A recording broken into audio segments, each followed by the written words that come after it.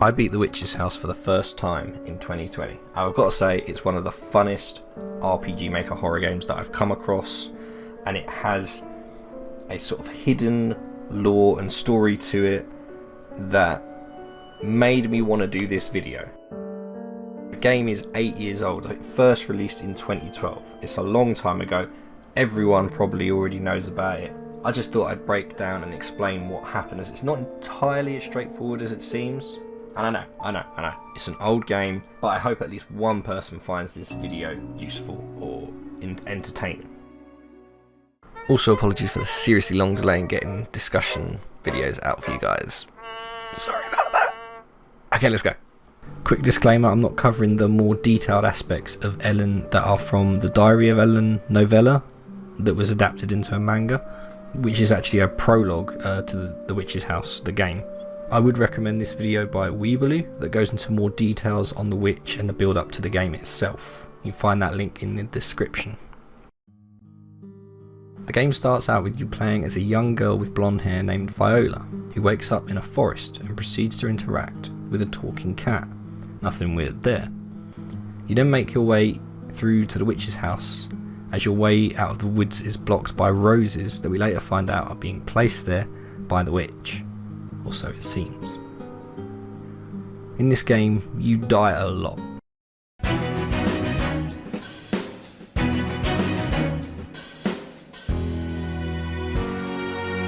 To make it through the house, you have to solve puzzles to progress. Puzzles all have a specific theme behind them. In this case, it's a sacrifice. As it states in one of the books in the library, keys do not open doors in the witch's house. Something else must serve as a key. In many of these instances, the theme of the key to progressing is a sacrifice of something or other through the puzzles. This is most notable with the frog. Oh, I don't know, I didn't read. I'll nod. The frog joins you. Oh, he's joining me on my journey. A lost frog searching for his home. Put frog in the window. The frog is reluctant. Force it in. Sorry, frog. Force the frog through the hole. And she's watching it be eaten. One note in the library reads, "The witch's house devours humans. Their souls are offered to a demon. The witch's house is purposeful. If any spirits residing in it remain unfed to the demon, that purpose is unfulfilled." So that in essence is what we are doing, feeding the spirits to the demon to progress. Whilst all this is happening, the house itself proceeds to try and kill you. A lot.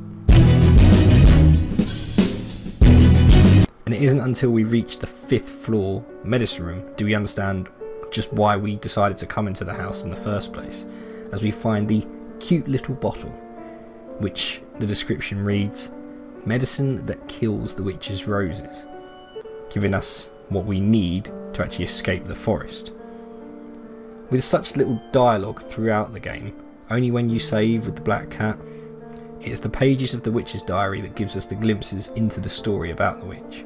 We find out that the witch killed her parents and their home burnt down as her mother apparently abandoned her and her father ignored her.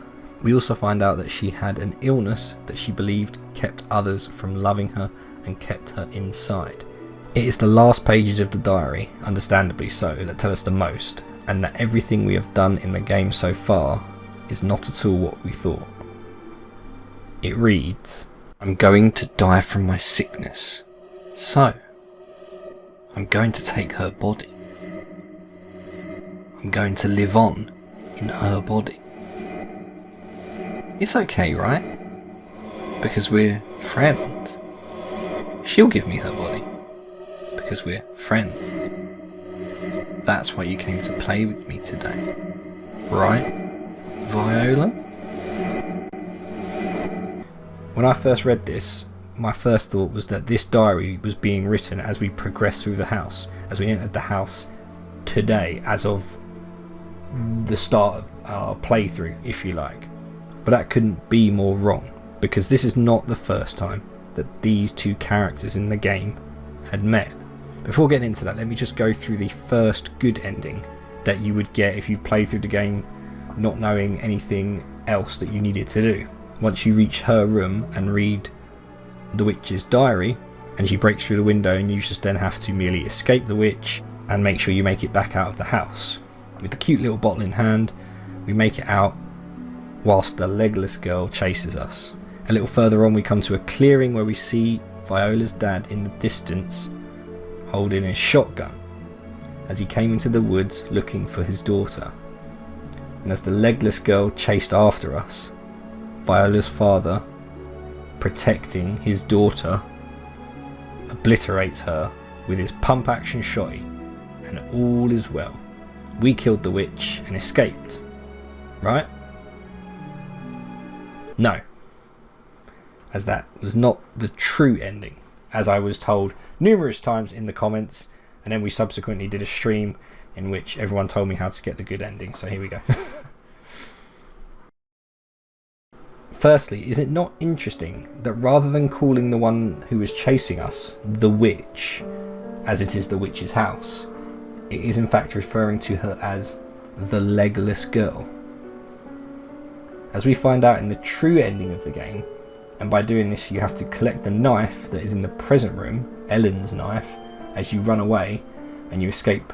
That gets you the true ending, which proceeds to make you then feel terribly for laughing at the girl getting shot by the dad in the other ending that you're more likely to get in your first playthrough. Stand back! Oh! Oh! The legless girl in the true ending tells us, the protagonist, the apparent protagonist, to give it back, referring to the body, to which Viola replies, give it back? No way. I don't feel any pain in this body. Meaning that through the entirety of this game we have in fact been playing as the original witch, Ellen, the antagonist who prior to the start of the game swapped bodies with Viola, a sweet girl who made friends with Ellen. Ellen asked if they could swap bodies just for a day, to which Viola naively accepted, and then Ellen went back on their promise of giving the body back. So between that happening and Ellen waking up in the forest in Viola's body at the start of the game, what is likely to have happened is Viola, the good girl, now in the witch's body with the purple hair, used her newly acquired witch powers to close the path out of the forest with roses, to ensure that Ellen would have to come back to the house to get what she needed, a cute little bottle, to get rid of the magical roses and get out of the woods. From what Ellen says in the true ending, it appears Viola, the good girl, whilst keeping Ellen in the witch's house, couldn't actually stop her in the end, with Ellen stating, "It's my house. Why would it ever kill me? The house guided me the entire way to ensure I would escape." That's even if we did die a lot, so I guess the premise is that we wouldn't die. So when we see Viola's father take his shotgun to his actual daughter, as he is unaware of the entire, the body swapping situation, the good ending you would get prior to getting the true ending, that's the way I did it, it takes on an entirely new meaning. It is genuinely, once that realization kicks in about just what's happening, it is one of the saddest moments I think I personally have experienced from a story in a game.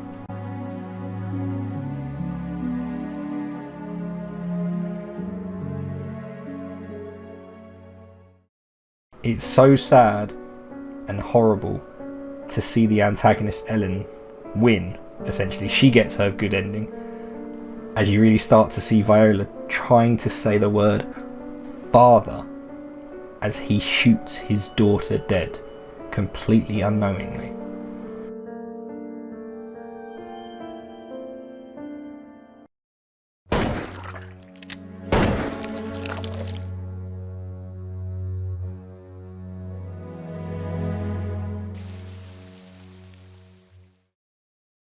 The secret or pseudo third ending provides so much more in terms of understanding what happened between not only Ellen and Viola, but Ellen and the demon.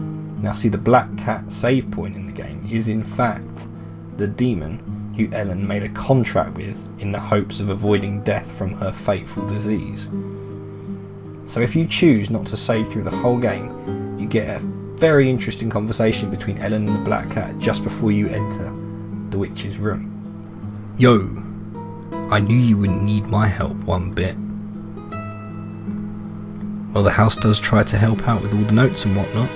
Whatever body they've got, it's clear who the master of the house is. Well then, I'm going to leave one step ahead of you. Because she showed up, it looks like. And it seems the magic of the house has gone back to her. Which means the magic's going to go poof, right? If I stay here, I'm going to vanish with it. No, just because we don't have physical forms doesn't make us immortal. Well, that's that. Good luck with the rest, Ellen, my faithful witch.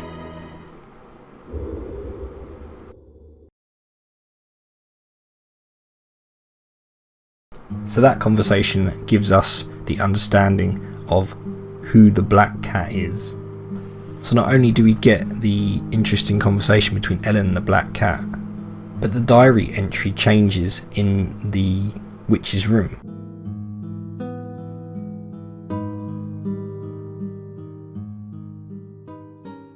She was sure to hear out my wish because she was so kind, because she was so trusting. When we traded bodies, Viola, you must have been surprised. My body was falling apart. It hurt all over. I was used to it, but I suppose you couldn't take it. It must have hurt. You cried in pain. So then I gave you medicine. A throat-burning medicine. It made you unable to speak. After all, I didn't want to hear my own screams, since I lied that it would stop the pain. Of course you would drink it. Then I escaped from this room. In the garden, I felt the gentle breeze. It was wonderful. Oh, that's right.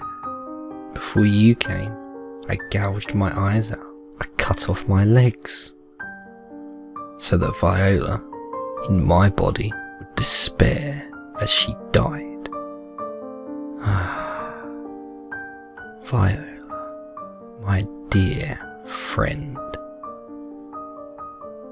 So kind, so charming, so loved, and with all that, so foolish, my dear friend.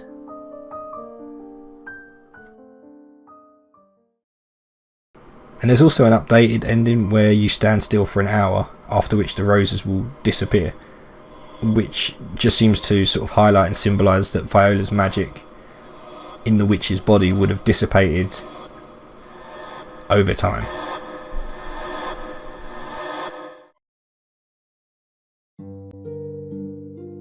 I think the secrets that are hidden in this game are very cool. The game itself is a lot of fun, and it's a lot of focus on dying a lot and remembering how to avoid said deaths in trying different ways to get around stuff and things like that. And I thought it was really fun, and it was a good paced RPGmaker horror game. It kept me on my toes, not knowing when I was about to die, even though it was most of the time whenever I entered a room essentially. It very cleverly told the story ambiguously with incomplete diary entries and very little dialogue otherwise to try and piece together just what happened. Though this did mean that if you wanted to find out everything, you had to replay the game over without saving to get that key information about what the cat is, and moreover the fact that the black cat knew that Ellen was the witch the whole time, and that we were playing as the bad guy, if you like, the antagonist one. In any case, I really enjoyed it. There aren't too many games where the antagonist wins.